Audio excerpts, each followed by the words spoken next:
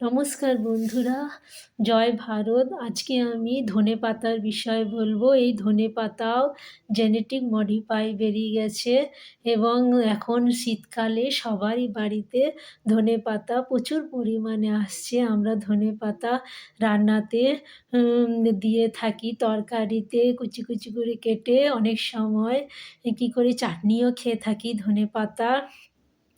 টমেটোটাকে পুড়িয়ে তার মধ্যে ধনেপাতা বেটে দিই। আজকে আমার বাড়িতে দেখলাম ধনেপাতা যখন বাটছিলাম শিলেতে, টমেটো পুড়ালাম, তখন দেখছি ধনেপাতার মধ্যে কোনো ধনের বলে কোনো সেন্টই নাই দেখছি। তখনই আমি বুঝতে পারলাম যে এই ধনেপাতাটা হচ্ছে জেনেটিক মডিফাই, কারণ এর মধ্যে কোনো সেন্ট নাই। এবং যদি আমি এটা খেয়ে নিতাম তাহলে আমার পেট প্রচণ্ড ব্যথা করতো, অ্যাসিড জমে যেত, গ্যাস হতো। সেইজন্য আমি এটা দেখে কী করলাম, ধনেপাতার বাটাটা ফেলে দিলাম, ভুলেও এটা খেলাম না।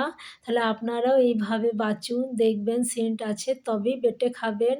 নাহলে তরকারিতে দিলে অনেক সময় গ্যাসটা মানে কিছুটা বিষ কমে যায়, কারণ ওটা ফুটে যাচ্ছে। কাঁচা তো ভুলেও খাওয়া যাবে না, তেন সাবধানে ধনেপাতা খাবেন।